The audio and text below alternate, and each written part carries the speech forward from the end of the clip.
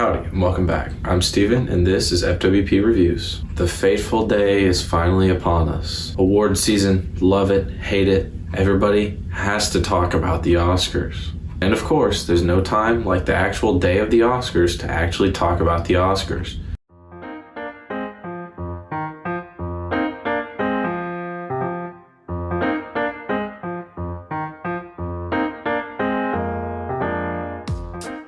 It has been a long and arduous journey, but I have seen every single movie or short that has been nominated for anything. It took a lot of work, but here we are. I've got some in-depth thoughts I want to go into on a few categories, and then at the end I'm going to give all of my selections as well as my selections that weren't nominated, if there's an applicable case for that. You know me, I've got a lot of opinions and I like to share them, so let's start sharing.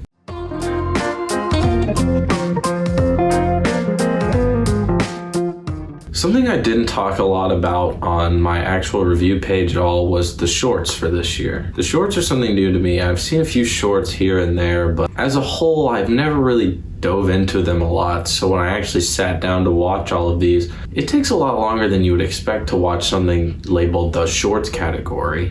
But in short, I didn't love the shorts. The animated shorts were definitely the strongest category. Opera was an extremely complex and interpretive type piece about a loop over a mountain. It's hard to explain what it really was about because it's really just up to the viewer, and it's hard to explain in general because it's just so bizarre. Genius Low-Key was low-key confusing. Yes People was yes, yeah, stupid. If Anything Happens, I Love You is something that just wrenches your gut as you see the state of things in America really through this short and extremely poignant short. Burrow was the only short that wasn't mega depressing, not only in the animated category, but any of the categories. And I almost want to pick it as my win just because of that. It's got a cute bunny too. What more could you possibly want? I don't think that I genuinely liked any of the live action shorts. The only two that came out feeling mediocre were The Letter Room starring Oscar Isaac. It comments really effectively on the state of our prison system and how they're dehumanized in a way to the point where privacy isn't even an option for them. The way it does that works really well, but at times it just feels so long-winded, even though it's a short. I couldn't get behind it really. Feeling Through was an extremely interesting look at what a deaf blind person actually goes through and kind of bringing that into a short type story. Seeing that unfold worked, but there were times where I was like, this main character, the regular guy, was just, behaviors were so weird and they didn't really mesh with anything the story was going for. The documentary shorts were so dark. Colette was one of the more noteworthy ones. It took a look at one of the surviving resistance fighters in France during World War II. We see her travel to where her brother was killed in a concentration labor camp. We see her traveling with somebody who studies these concentration camps of the Nazis to one of these concentration camps where her brother died.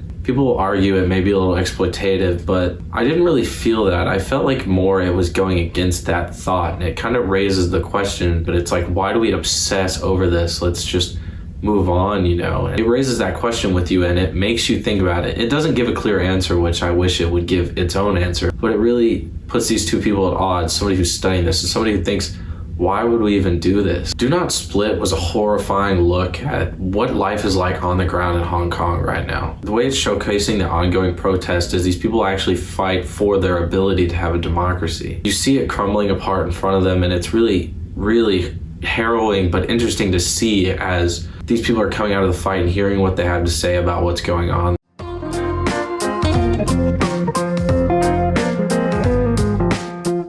The international feature lineup this year is stacked. Probably my least favorite of the bunch was Collective. Collective was still incredible. Collective's an investigative documentary at the look in the health crisis centering around burn units in Romania. Following a fire in the Collective nightclub, we see the people that made it out alive with their burns that should have survived didn't because of the lack of support and sanitation in the burn units. This launches all sorts of investigations, and we're seeing the political fallout of that. It gets a little long-winded at times, but the investigative type nature of it as we're following these actual investigative journalists is really intriguing, and it really draws in the viewer. The Man Who Sold His Skin is one of the most intriguing and interesting movies I have seen in God knows how long. We see a man let a contemporary artist actually tattoo something on him and allow himself to become an art exhibit in exchange for money and a visa that he's looking for. The story is extremely effective, and it's an extremely interesting look at one of my favorite things. It's a really interesting love story as well as a story about immigration, and the way it weaves it all together is really effective.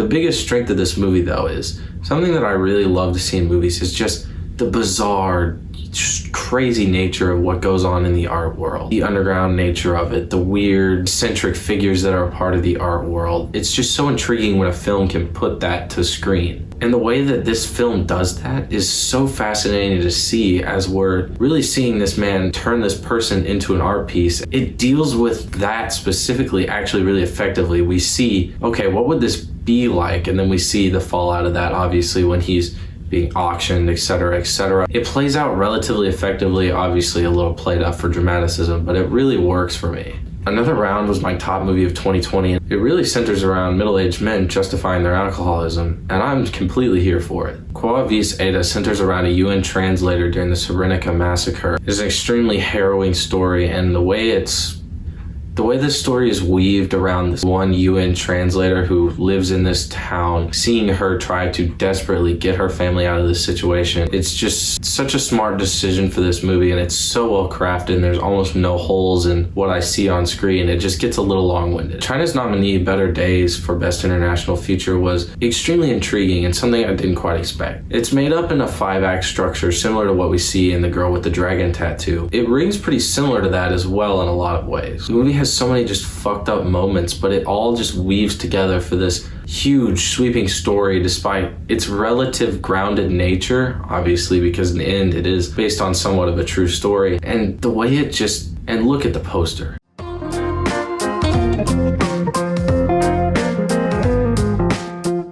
The documentaries were hit or miss, and I think that 3 really stood out to me: Crip Camp, My Octopus Teacher, and Collective. My Octopus Teacher doesn't have the high societal value a lot of documentaries these days have, but it's so beautiful and full of heart, and seeing this love letter to this octopus, sentence I never thought I'd say, it's just so beautiful to actually see unfold. Crip Camp is the perfect balance of respecting and looking back at these events, but also looking at what was good about these moments. As we see the turning point in history in the disability revolution, we see this Camp Jened basically churning out these amazing revolutionaries who fight for what is right, and it's so impressive to see actually getting the rights for disabled people that they should have gotten during the Civil Rights Movement.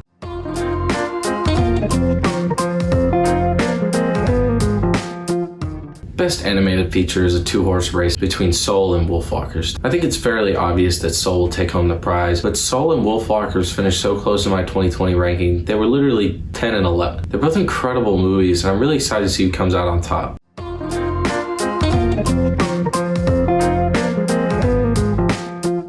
feel like this is one of the most hotly debated Best Picture nominee selections we've had in a while. I feel like there's a lot of ones that you can go, yeah, that would probably win because it's the Oscar movie. And there's also a lot of dark horses that I feel like could all win. And I feel like pretty much all of them are pretty solid, barring May. Trial of Chicago 7, probably down there lower as well. But the other 6 are incredible. The Father has a landmark performance by Anthony Hopkins, and Florian Zeller shows off his abilities in this almost horrifying look at dementia and aging. You, the viewer, are left so out of the loop. Judas and the Black Messiah is a really effective look at the real-world betrayal of Black Panther Fred Hampton. Lakeith Stanfield and Daniel Kaluuya both give some of the best performances seen in recent history, and the way they're at odds in this movie, without them even really knowing it, is so incredibly well done. Mank is black and white. Cool, right? Minari is one of the best slice of life movies that's come out in recent history, and it's just so well done. There's obviously the great performances, but the way it's just reflective and the tone is so well done, it makes you just so engaged with the story, even though it is really just this is what's happening in their life at this point in time. Nomadland is one of the most bland and kind of boring movies ever made, yet somehow it draws you in and just really makes you intrigued in what's actually going on. Promising Young Woman is a blast and obviously one of my favorites of the bunch, and it's such a poignant look at what a revenge thriller really is about. Carey Mulligan is so fucking good. Full stop. Sound of Metal is an extremely touching look at deafness and going deaf, and it's also a really reflective look at metal as the genre in a small way, and I really appreciate both sides of that. And obviously Riz Ahmed's incredible performance really helps sell the movie as a whole. Trial of the Chicago 7 is a pretty interesting courtroom drama with some pretty interesting performances.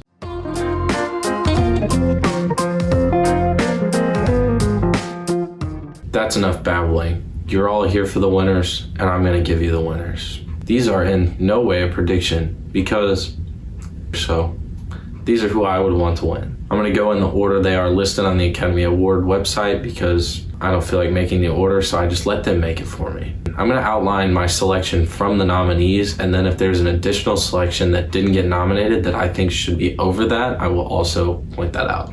Performance by an actor in a leading role. My selection is Chadwick Boseman for his touching final performance in Ma Rainey's Black Bottom. My unnominated selection would probably be Mads Mikkelsen in Another Round. Who knew the man could dance like that? Because I sure did not. Performance by an actor in a supporting role. My selection is Daniel Kaluuya and Judas and the Black Messiah. The gravity of this performance ripples throughout this stunning movie, and the way that it shapes this movie up to be even better despite this movie almost being perfect without his performance is extremely important in noting just how good that performance was. Performance by an actress in a leading role. My selection is Carey Mulligan from Promising Young Woman. Carey Mulligan absolutely sells this movie, and the way she's just so subtle about what exactly is going on in this revenge movie, so well done. Best performance by an actress in a supporting role. My selection is Young Yoo-jung from Minari. My actual selection, and I'm dead serious, would be Mary Elizabeth Winstead as Huntress in Birds of Prey. Best animated feature film of the year. My selection is Wolfwalkers. In the end, I ultimately decided to double down on my selection to place Wolfwalkers over Soul. Wolfwalkers is not so easily my pick, but I really just love this movie. Both are just so beautifully animated and so beautifully told.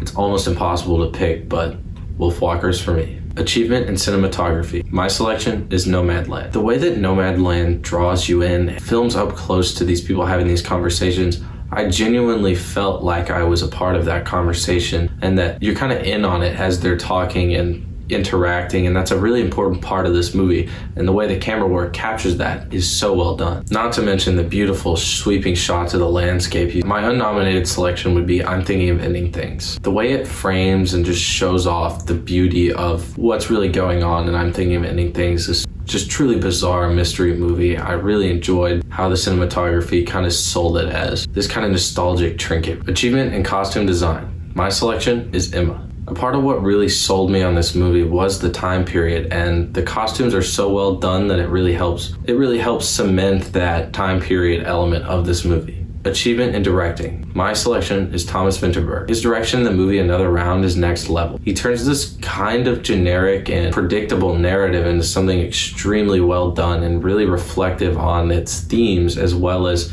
just being such a joy to watch. Best documentary feature. My selection is My Octopus Teacher. What it lacks in higher societal value, it makes up for in heart and beautiful visuals. Seeing this friendship with this octopus unfold, something I never would have expected would make me feel this way, but it's so well done. My unnominated selection would be the devastating and timely Athlete A, which takes a look at the Larry Nassar gymnastics scandal. Best documentary short subject. My selection is Colette. Exploitation aside, this is just a really well done short documentary that takes a look at both sides of, well, should we really be studying this and thinking about this so much? Achievement in film editing. My selection is The Father. A part of what makes this twisty and turning narrative so effective is that the viewer's never really clued in on what's going on, and a part of what makes that so effective is how well the film editing is done. Best international feature film of the year. My selection is Another Round. My favorite film of last year was Another Round, so seeing as it got nominated, of course I was going to pick it as my favorite. Achievement in makeup and hairstyling. My selection is Emma. For the same reasons as the costumes, the makeup and hairstyling does the exact same thing, so of course this would be my selection. Achievement in music written for a motion picture original score. My selection is Soul, which narrowly takes the cake over News of the World. My unnominated selection is Wonder Woman 1984 by Hans Zimmer. Achievement in music written for a motion picture original song. My selection is Husavik, My Hometown. What else can I say? That song fucking bangs. Best motion picture of the year. My selection is Promising Young Woman. My unnominated selection is Another Round. Achievement in production design. My selection is Tenet. The way Tenet balances practical effects with these extremely heady concepts, but still just has these sweeping and extremely dedicated productions, sets, it's so well done and it's hard to. Best animated short film. My selection is Opera. It's a complex and highly interpretive short, but the way it's done is just so effective. It's so well animated, obviously, and it's just so intriguing to watch. Best live action short film. My selection is The Letter Room. Achievement in sound. My selection is Sound of Metal. Sound of Metal takes the cake easily. Despite the final scene, which wins this contest for this movie easily, there's so much more to the sound design. Obviously, its portrayal of deafness as well as the surgery that Riz Ahmed's character have. Additionally, I think that the way we deal with the discordant metal at the beginning, it really feels like kind of an homage in a way to that, and seeing how that evolves and changes Riz Ahmed's character throughout is so well done. Achievement in visual effects. My selection is Tenet. Christopher Nolan continues to show his dedication and just why he's so good through his use of practical effects. My unnominated selection would be His House. This kind of went under the radar, but I think it was one of the most horrifying and well done horror movies of 2020. I think a large part of this was the imprint the visuals leave on your mind, and they're obviously so well done, but the way they're organized and used was so effective in that movie. Adapted screenplay.